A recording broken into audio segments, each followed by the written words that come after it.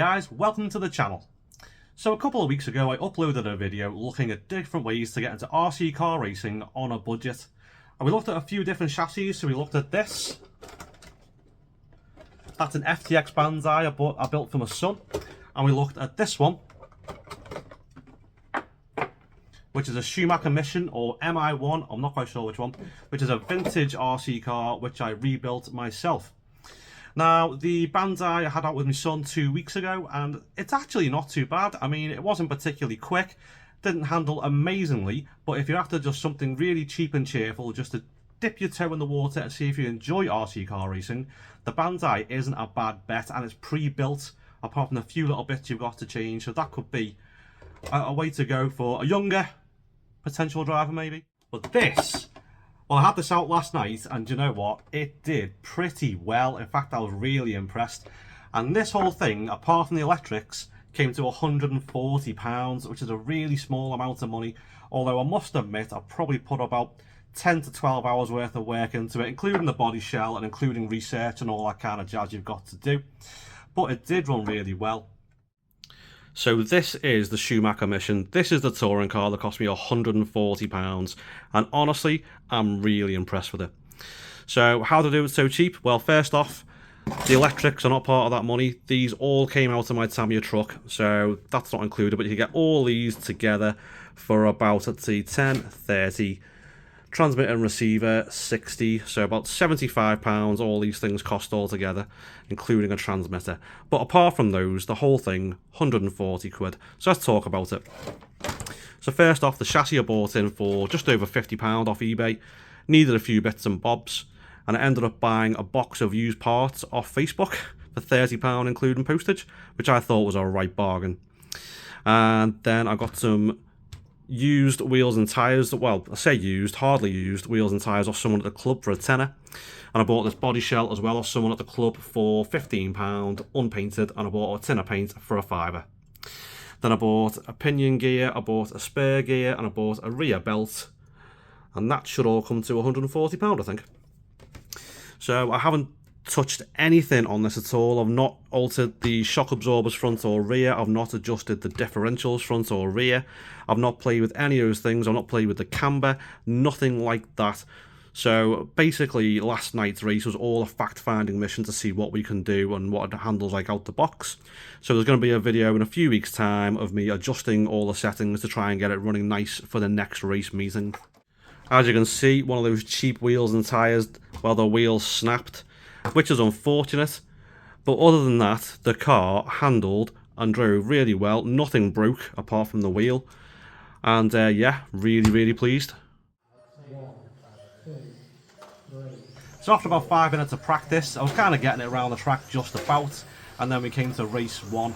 Now I recorded race 1 in its entirety, which I'll play behind this video, and kind of once I got to grips with driving it and I kind of adjusted the dual rate on the transmitter, didn't adjust anything else, it went around the track pretty well, and I finished 6th out of 7, but to be honest with you, all I wanted to do was just finish the race.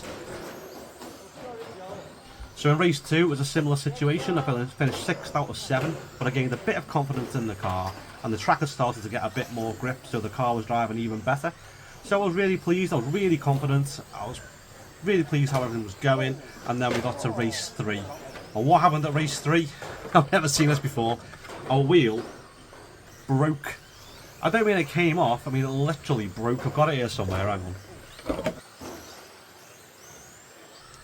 This is the broken wheel, and as you can see, the centre part that goes on the hub has completely sheared off the hub.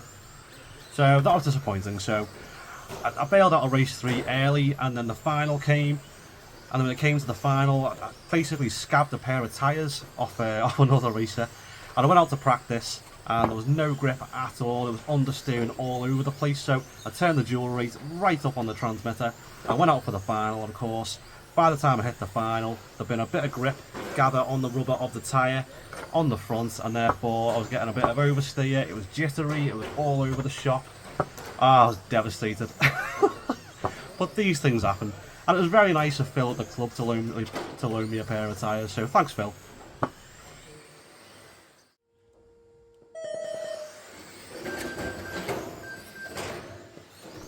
Anyway guys, I'm going to let this video of the final race go until the end. It's like a 5-minute video, but I'm going to go.